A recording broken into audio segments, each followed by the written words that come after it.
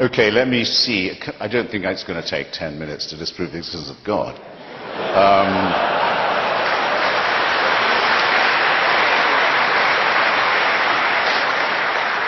The atheist proposition is the following. Most of the time, it may not be said that there is no God. It may be said that there is no reason to think that there is one. That was the situation after Lucretius and Democritus and the original anti-theistic thinkers began their critique of religion. And I would just ask you all, ladies and gentlemen, to bear in mind a mild distinction while we go on. You may wish to be a deist, as my heroes Thomas Jefferson and Thomas Paine were, and you may not wish to abandon the idea that there must be some sort of first or proximate cause or prime mover of the known and observable world and universe. But even if you can get yourself to that position, which we unbelievers maintain is always subject to better and more perfect and more elegant explanations, even if you can get yourself to that position, all your work is still ahead of you. To go from being a deist to a theist, in other words, from someone who says, God cares about you, knows who you are, minds what you do, answers your prayers, cares which bits of your penis or clitoris you saw away or have sawn away for you, minds who you go to bed with and in what way, minds what holy days you observe, minds what you eat, minds what positions you use for pleasure, all your work is still ahead of you, and lots of luck. Because there's nobody, even Aquinas had to give it up. There's no one who can move from the first position to the second. So I could, and I'm actually strongly tempted to, I could leave it right there. But then it's not in my nature to let off a captive audience so easily. So I'll add a couple of things. The reasons why I am glad this is not true would, I suppose, be the gravamen of my case. Some people I know who are atheists will say they wish they could believe it. Some people I know who are former believers say they wish they could have their old faith back. They miss it. I don't understand this at all. I think it's an excellent thing that there's no reason to believe in the absurd propositions I just, admittedly rather briefly, rehearsed to you. The main reason for this, I think, is that it is a totalitarian belief. It is the wish to be a slave. It is the desire that there be an unalterable, unchallengeable, tyrannical authority who can convict you of thought crime while you are asleep, who can subject you, who must indeed subject you, to a total surveillance around the clock, every waking and sleeping minute of your life, I say of your life, before you're born, and, even worse, and where the real fun begins, after you're dead. A celestial North Korea. Who wants this to be true? Who but a slave desires such a ghastly fate? I've been to North Korea. It has a dead man as its president. Kim Jong-il is only head of the party and head of the army. He's not head of the government or the state. That office belongs to his deceased father, Kim Il-sung. It's a necrocracy. A thanatocracy. It's one short of a trinity, I might add. The son is the reincarnation of the father. It is the most revolting and utter and absolute and heartless tyranny the human species has ever evolved. But at least you can fucking die and leave North Korea.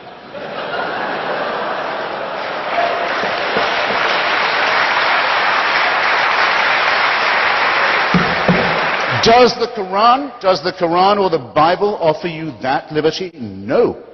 No. The tyranny, the misery, the utter ownership of your entire personality, the smashing of your individuality only begins at the point of death. This is evil. This is a wicked preachment. So, that's the first thing. Second, it attacks us in our deepest, most essential integrity. It's an insult to us in other ways. It says that we, you and I, could not, individually or collectively, decide upon a right action or right thing without celestial divine permission. We would not know right from wrong if we did not have heaven's permission to do so. Where else, how else could we know? Our human solidarity, our innate knowledge of right and wrong, our acute awareness of what is fair and what is unfair, what is just and worthless to us, these come to us also as gifts from the great unassailable dictator enthroned. What could abolish our integrity? What could abolish our honesty, our decency, our dignity more than that? The third, is a little more pragmatic. Religion is our first, that's why I'm so fascinated with it, it's our first version of the truth. It's our first attempt as a species. It's what we tried when we didn't know anything. We didn't know we lived on a spherical planet. We didn't know that our planet revolved around the sun. We didn't know that there were microorganisms that explained disease. We thought diseases came from curses or witches or ill-wishing or devils or dust devils. We didn't know anything from the childish, terrified, ignorant origins of our animal primate species. We come to religion. It's also our first attempt at philosophy, our first attempt at morality, our first attempt at healthcare, actually, but because it was our first, it is our worst. We now have better explanations for all these dreads, and we have cleared up all of these mysteries, yet we still dwell. And in some countries, in some societies, not just dwell, but live under a totalitarian regime that forbids us to think about the progress that has been made, or denies us the knowledge that these advances have in fact occurred. So it has become, where once it probably was an aid to our survival, a really great peril to our continued ability to live as a civilized species. Thus, it seems to me that in point of its proposing of a totalitarian solution to what is after all a real problem, to its ghastly reliance upon the supernatural rather than the much more miraculous, much more beautiful, much more elegant, much more numinous, much more harmonious natural explanations. Think how much lovelier Einstein and Darwin are. Think how much more elegant and persuasive they are than the idea of the burning bush, or the demand that without circumcision there can be no redemption. Just picture it. And then I'll give you one final thought experiment. This is what you have to believe now, if you're a monotheist. Because we now know things we didn't used to know. We know that the human species could be as much as 200,000 years ago. It becomes separate from the Cro-Magnons and the rival prehuman species. Could be as little as 100. Richard Dawkins thinks 200,000. Francis Collins, who did the Human Genome Project, who's, by the way, C.S. Lewis kind of Christian, thinks 100,000. All right, I'll take 100. I'll take 100. Here's what you have to believe. For 100,000 years, humans are born as a primate species. Expectation of life, what, 25 years for the first few 100,000 years? First few tens of thousands of years.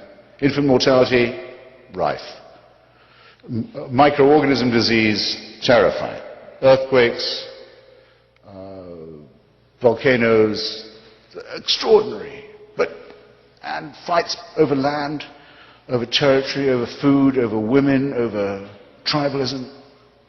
Frightening too. For 96,000 years, heaven watches this.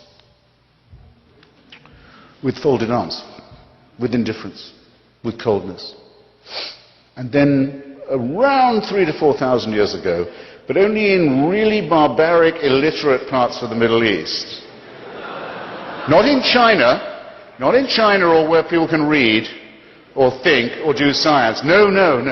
In barbaric, illiterate, backward parts of the Middle East, it's decided we can't let this go on, we better intervene.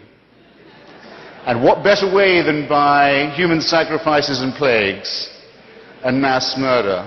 And if that doesn't make them behave morally, we just don't know what does. If there is a single person in this room who can bring themselves to believe anything remotely like that, they convict themselves of being, first, very stupid, and second, very immoral. And thus, it seems to me that the case for divine intervention and for the supernatural falls, and that we should be glad that it's fallen. And thank you.